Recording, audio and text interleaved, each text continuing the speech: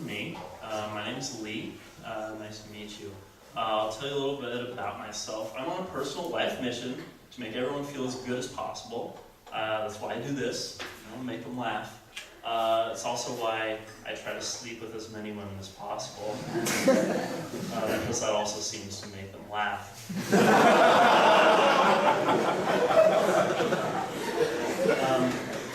Let's see, I've been watching a lot of the Olympics lately. I love the Olympics, because no matter if it's summer or winter, there's always some awesome storyline just about how badass a person can be. For example, in these Olympics in Vancouver, about a week ago, there was this cross-country skier who fell during a race and broke 4 of her ribs. And then later that same day, competed and won a bronze medal. And you can have any opinion you want about it, but if you can break 4 ribs and still win a bronze medal, that is just not a sport.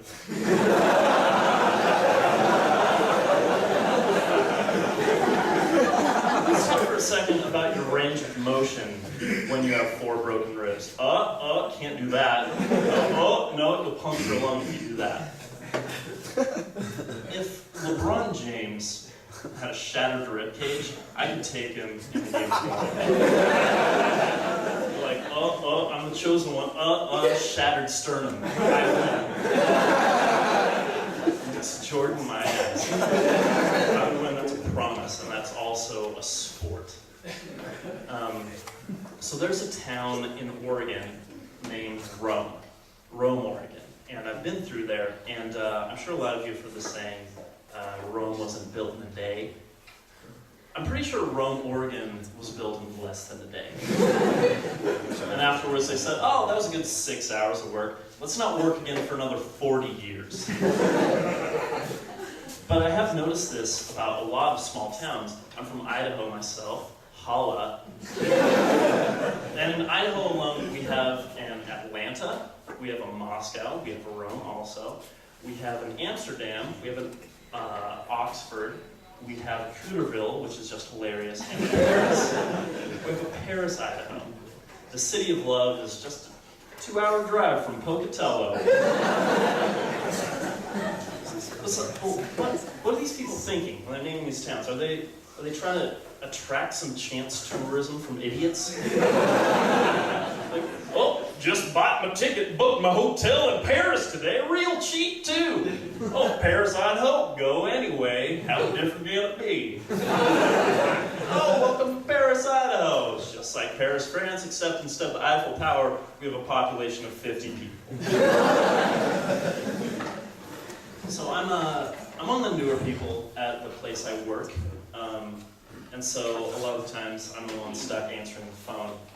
And the thing about our phone number at my job is that it's 1 digit off from San Luis Diagnostic Center here, which advertises their phone number on the radio. So I'd say about half of the calls we get at my job are wrong numbers intended for San Luis Diagnostic Center.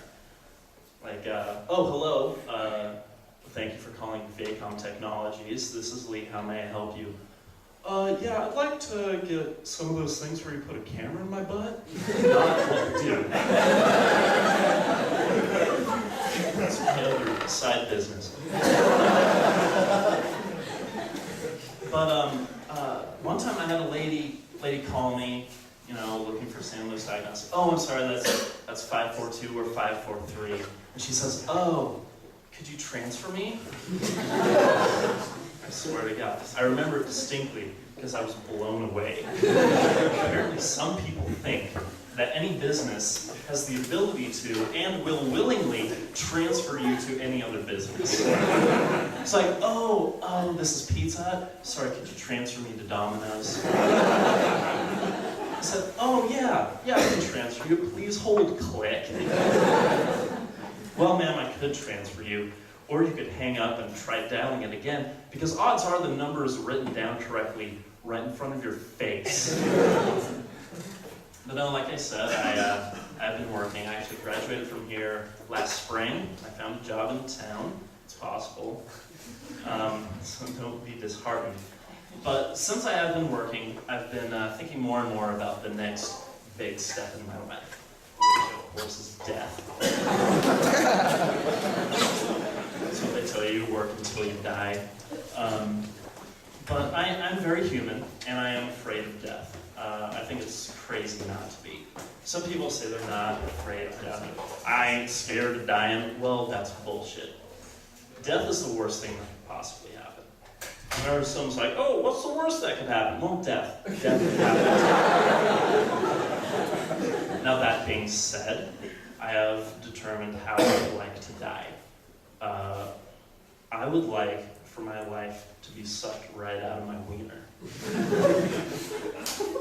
And I've also planned out my funeral. When I'm buried, I want to be buried with all of my money. But it'll be in the form of a check. It'll be made out to God. I'm going to bribe my way into paradise. I'm going to have my closest surviving relative keep an eye on my checking account, and if that shit gets cashed, life isn't absurd.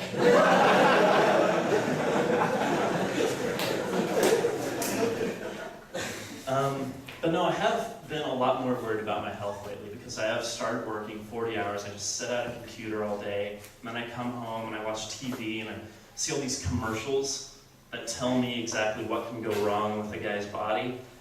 And I used to think I just had a drinking problem.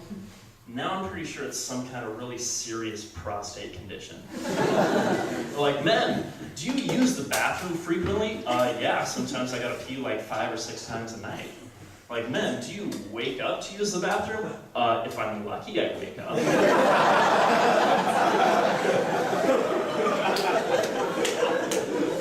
And then they tell me I may have an enlarged prostate, which sounds great. So you're telling me that my drinking is not a problem and my genitals are growing? This calls for a celebration. Bartender, I'll take like 5 Jaegers.